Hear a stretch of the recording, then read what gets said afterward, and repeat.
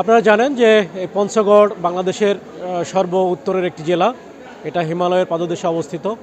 এই জেলাকে হিমালয় কন্যাও বলা হয় এবং এখানে ডিসেম্বর মাসের শেষের দিকে শীতের তীব্রতা দিনকে দিন বেড়ে চলেছে এবং এখানে শীতার্ত মানুষ অনেক কষ্ট পায়। সেই শীতার্ত মানুষের পাশে দাঁড়াতেই আমরা জেলা পুলিশ পঞ্চগড়ের পক্ষ থেকে আমরা কিছু কম্বল বিতরণ করেছি। এটা মূলত এই যারা আল্লাহ পাক যাদেরকে সামর্থ্য দিয়েছেন সেই সামর্থ্যবান মানুষ যাতে এই শীতার্ত মানুষের পাশে দাঁড়াতে পারে এইটাকে উদ্বুদ্ধ করার জন্যই মূলত আমাদেরকে দাঁড়ানো।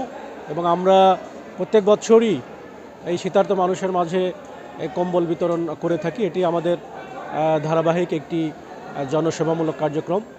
নতুন এবং ফিরে আসা গ্রাহকদের জন্য নগদে চলছে ক্যাশব্যাক সহ প্রতিদিন হাজারো উপহার জেতার সুযোগ। হবে আশা আর ফেরা সারপ্রাইজ সেরা।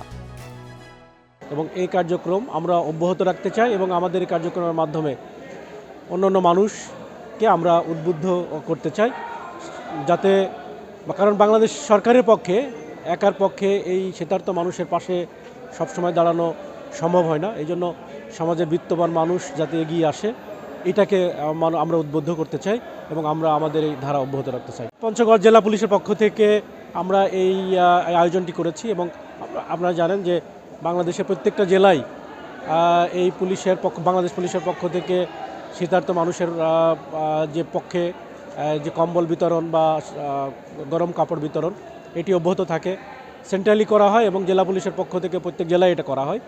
তো তারই ধারাবাহিকতায় আমরা এই পঞ্চগড় জেলায় এই আয়োজনটা আমরা প্রত্যেক বছরের মতো এবারও আয়োজনটি করছি।